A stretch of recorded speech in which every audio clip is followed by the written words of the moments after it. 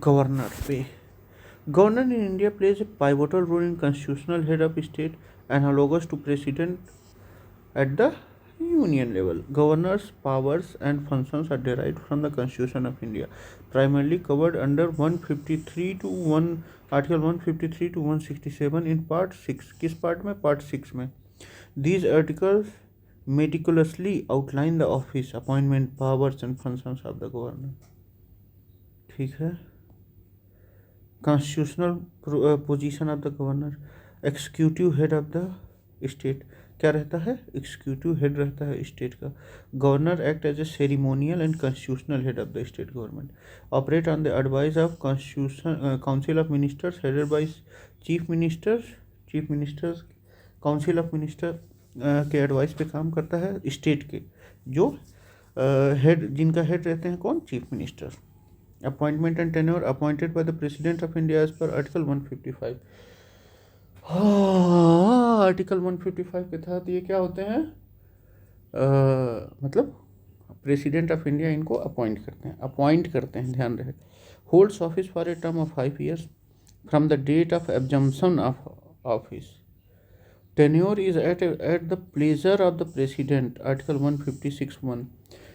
वो तभी तक रह सकते हैं राज्यपाल जब तक मतलब प्रेसिडेंट की इच्छा हो. Implying that the president can remove the governor at any time without providing reason. बिना रीजन दिए. Can resign by submitting a resignation to president. Article 156(2). ठीक है, प्रेसिडेंट को ही अपॉइंट करेंगे, प्रेसिडेंट ही अपॉइंट करेंगे और प्रेसिडेंट ही इनको हटा मतलब उनको रेजिग्नेशन भी दे सकते हैं और हटा भी सकते हैं अपनी इच्छा के अनुसार.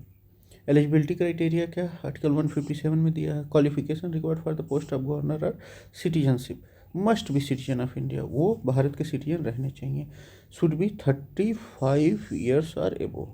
35 साल या उससे एबो उनका उम्र रहना चाहिए. Holding multiple governorship. After the 7th Constitutional Amendment Act 1956, one person can be appointed as the governor of 2 or more states. After the 7th Constitutional Amendment Act 1956, one person can be appointed as the governor of 2 or more states simultaneously. मतलब 1956 के बाद ऐसा हुआ कि एक लोग हैं, 2 या 2 से अधिक राज्यों के भी गवर्नर हो सकते हैं. This change was made to ensure administrative efficiency and reduce burden on the executive. ठीक. Reorganization of Jammu and Kashmir देखा जाए.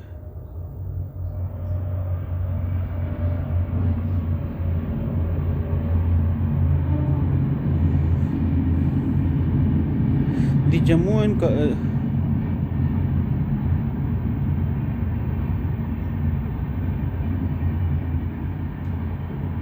अब देखिए ये एक्सक्यूज क्या मतलब, जो पब्लिक मनी है उसका डिस्ट्रीब्यूशन मतलब receiving end distributing public revenue.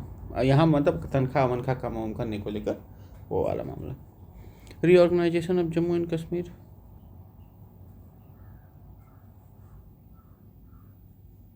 मतलब यहाँ अभी ट्रेजरी के लिए इस्तेमाल हुआ है.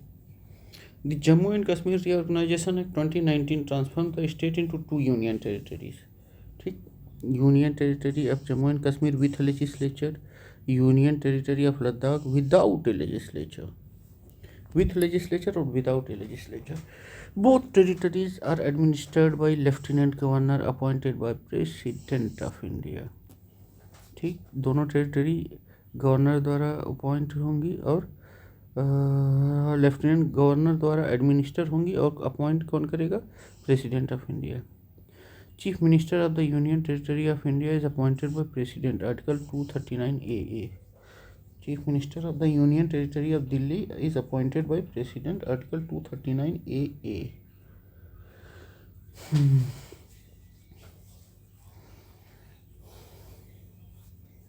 Chief minister of the union territory of Delhi is appointed by the president. हाँ, चीफ मिनिस्टर जो है यूनियन टेरिटरी दिल्ली के और पुडुचेरी के भी अपॉइंट होते हैं.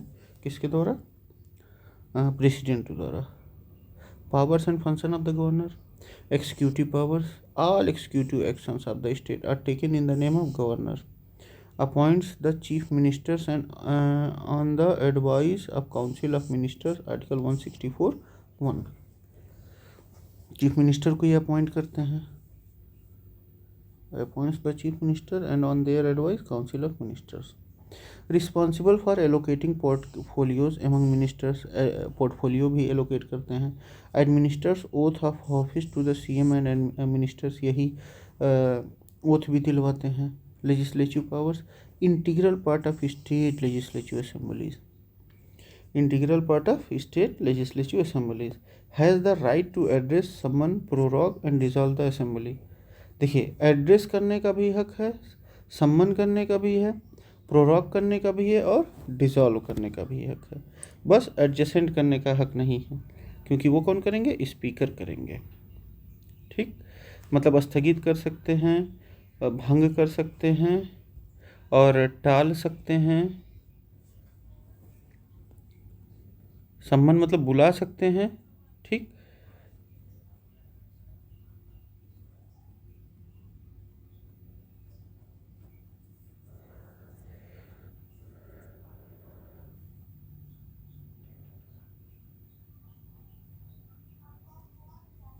और मतलब बिना उसको डिसॉल्व किए वो टाल भी सकते हैं. प्रोरॉग मीन्स क्या होता है? Discontinue a session of the parliament और other legislative body without dissolving it. It's a formal way of ending a parliamentary session. मतलब ये जो प्रोरॉग होता है वो एक सेशन को क्या करना, इंड करना होता है. जैसे मानसून सेशन इंड हो रहा है या इस टाइप का, ये इंड होने का मतलब ये वो है प्रोरॉग.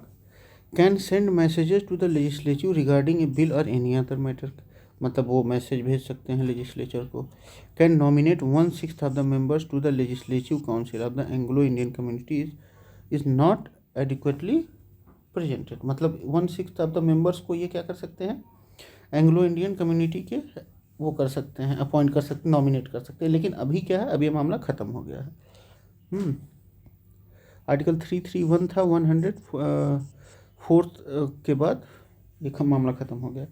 Financial powers expenditure related to governor's office are charge to consolidated fund of the state. Article 203 मतलब इनकी तनख्वाह वनका स्टेट के कंसोलिडेटेड फंड से आएंगी. Discretionary powers in some cases governor can act at his own discretion independent of the council of minister such as. मतलब council of minister से हट के किन किन मामलों पे वो कर सकता है? जब वो तो मतलब वो नहीं रहेगा, क्या कहा जाता है, स्टेट के गवर्नमेंट के मतलब उसको राय नहीं चाहिए होगी किन मामलों में. जब वो sending a report to president regarding breakdown of constitutional machinery in the states. मतलब प्रेसिडेंट रूल ये बोलेंगे जो ये कॉन्स्टिट्यूशनल मशीनरी इस स्टेट में फेल हो चुकी है, तब क्या होगा? मतलब प्रेसिडेंट रूल लगाने के लिए तब उनको कैबिनेट की ज़रूरत नहीं है. Reserving A bill for president consideration. जब भी उनको बिल को प्रेसिडेंट के कंसिडरेशन के लिए ज़रूरी होगा वो करने के लिए. ठीक है. Nomination of members to the legislative councils. The governor can nominate a member from Anglo Indian community if he believes the community is not adequately represented. लेकिन ये ख़त्म हो गया है. The nomination system was put in a place to ensure community representation in legislative process. However, the 104th Constitutional Amendment Act 2019 abolished the Anglo-Indian reserved seats in the Lok Sabha and state legislative assemblies. ठीक है.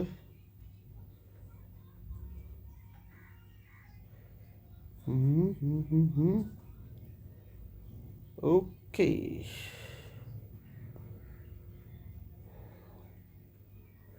Governor's dual role. The governor act as a bridge between state and the center. जो governor है वो bridge की तरह काम करता है स्टेट और सेंटर के बीच. Although state executive and governor's loyalty lies with the union, reflecting the unitary tilt in the Indian federalism. ये मतलब जो इनकी ईमानदारी होती है वो किसकी तरफ झुकी होती है? यूनियन गवर्नमेंट की तरफ. While the government's power appear vast on paper, they are mostly exercised on the advice of Council of Ministers. Doctrine of pleasure under Article 156 has been a point of debate, as it empowers the Union government to remove a governor without assigning regions. Doctrine of pleasure, Article 156. Sarkaria commission 1988 में and पंछी commission 2010 में recommended that governors should not be removed arbitrarily to maintain political neutrality. Sarkaria commission 1988 में और पंछी commission 2010 में कुछ सुझाव दिए थे सरकारी और पंछी गवर्नर को लेकर. Controversies and judicial interventions in the BP Singhal and versus Union of India 2010 case, Supreme Court held that the governor can't be removed arbitrarily and that the power must be exercised in a fair, reasonable and just manner. मतलब अच्छे से वो होना चाहिए, ये नहीं कि कुछ भी कर दिया.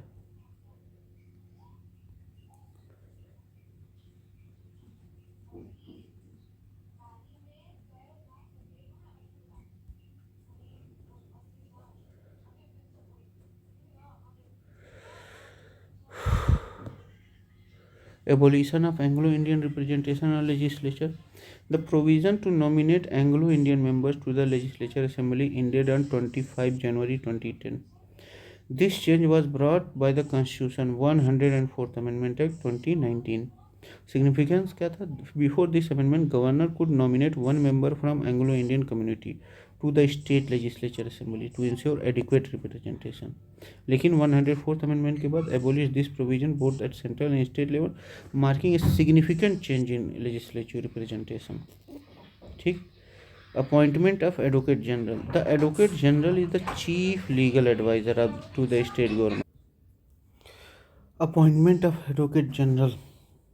Advocate General is the chief legal advisor. अब Attorney General केंद्र का रहता है, Advocate General स्टेट का रहता है. Advocate general is the chief legal adviser to the state government. As per article 165 the governor appoints a person as advocate general who must be qualified to be appointed as a जज of a high court. जो high court के जज बनने लायक रहे उन्हीं को क्या किया जाता है, अपॉइंट किया जाता है. क्वालिफिकेशन क्या? Must be a citizen of India, must have been an advocate of a high court for at least 10 years और a judicial officer for the same period. Significance: the Advocate General provides legal advice to the state government and represents the state in legal cases. Holds office during the pleasure of the governor. जब तक governor चाहेंगे तब तक क्या रहेंगे, उनका pleasure, मतलब वो बने रह सकते हैं. Assent to bills.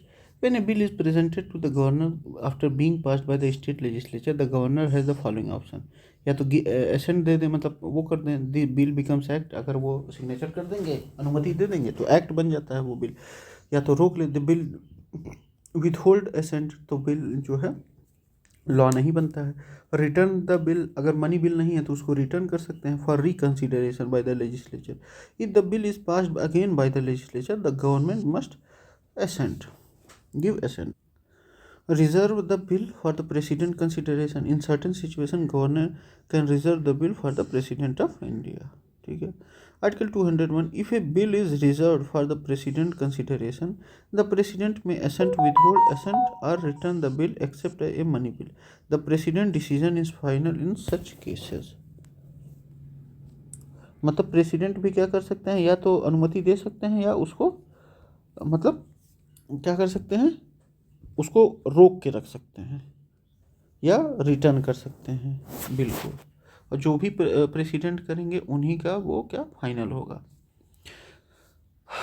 Governors emoluments and allowances as well as other expenditure related to office are charged on the consolidated fund of state. Article 202(3). Such expenditure is non-votable. वो वोटेबल नहीं रहता, वो पास हो रहता है. And can't be questioned by state legislature. Ensures financial independence of the governor's office. ठीक. Ordinance making power. 123 article 123 president का ordinance making power है. और आर्टिकल 213 गवर्नर का. Governor can promulgate ordinance when the state legislature is not in session. Immediate action is needed. Condition क्या रहना चाहिए? Must act on the advice of council of ministers. Council of minister के advice पे चलना चाहिए. And ordinance has the same force and effect as an act of legislature. ये same रहता है जैसे लेजिस्लेचर का एक्ट रहता है, लेकिन must be laid before the state legislature and सीजर्स to operate after 6 months from reassembly of the legislature. अगर 6 हफ्ते के बीच लेजिस्लेचर में पास नहीं हुआ या लेजिस्लेचर में नहीं आया तो वो क्या हो जाएगा, वो अमान्य हो जाएगा. Reflect the executive power of governors to address urgent legislative requirements. subject to judicial review to prevent misuse as per the Supreme Court ruling in DC Wadhwa versus state of Bihar 1987। लेकिन ये भी क्या है, जुडिशियल रिव्यू के अंतर्गत आता है, ऐसा नहीं है कि नहीं आएगा। Reflect the executive power of the governor, ये एग्जीक्यूटिव पावर है गवर्नर का।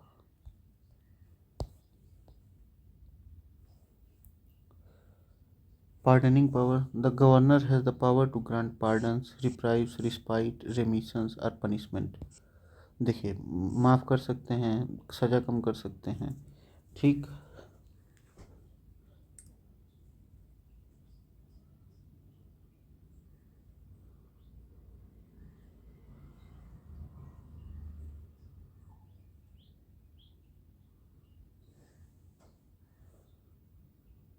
मतलब पोस्टपोन कर सकते हैं, रिप्राइव मतलब पोस्टपोन कर सकते हैं।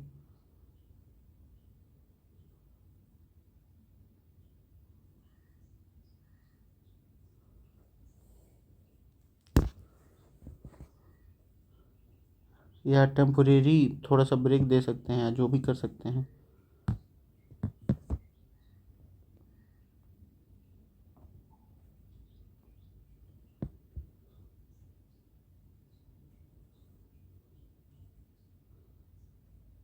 या कैंसिल कर सकते हैं, रिड्यूस कर सकते हैं फाइन या सेंटेंस या ऐसे कुछ, ठीक। और टू सस्पेंड, रेमिट और commute the sentence of any person convicted under A state law article 160। State law के अकॉर्डिंग अगर 161 के तहत है तो वो ये काम कर सकते हैं, ठीक। This power is limited to offence against laws related to executive power of state. ये सिर्फ एग्जीक्यूटिव पावर के, जो स्टेट्स के एग्जीक्यूटिव पावर हैं उन्हीं तक सीमित हैं, ये नहीं कि कुछ भी। अब देखिए आगे वाला मामला देखा जाए। Demonstrate the humanitarian aspect of executive functions subject to judicial review if exercise arbitrarily, जैसे इपूरू सुधाकर केस 2006 में हुआ था। पहली governor, first women governor of India कौन थी? सरोजनी नायडू जी थी, first women governor of any Indian state. Serve as a governor of Uttar Pradesh on 15 August 1947 to 2nd March 1949. Served as a governor of Uttar Pradesh from 15 August 1947 to 2nd March 1949. Significance क्या है? An iconic figure in Indian history. She was also known as the Nightingale of India. Played a crucial role in the Indian freedom struggle. Later contributed to administrator as a governor. ठीक। Governor's discretion. Though the governor is bound to act on the ad and advise of council of ministers, there are situations where governor can act independently, जैसे reserving bills, sending a report to president's rule, etc.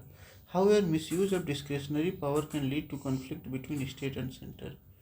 Judicial interpretation. Supreme Court has repeatedly emphasized the governor is not an agent of the center but a constitutional authority. Landmark judgment like S.R. Bommai versus Union of India 1949 upheld the federal spirit and limited the arbitrary case of governor's power. Governor's role in coalition politics. In the event of hung assembly,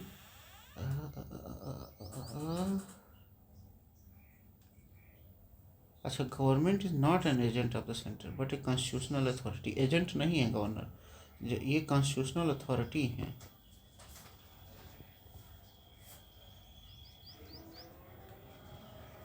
देखिए, independently कब काम कर सकते हैं? कोई bill reserve करना हो या रिपोर्ट सेंड करना हो प्रेसिडेंट रूल के लिए।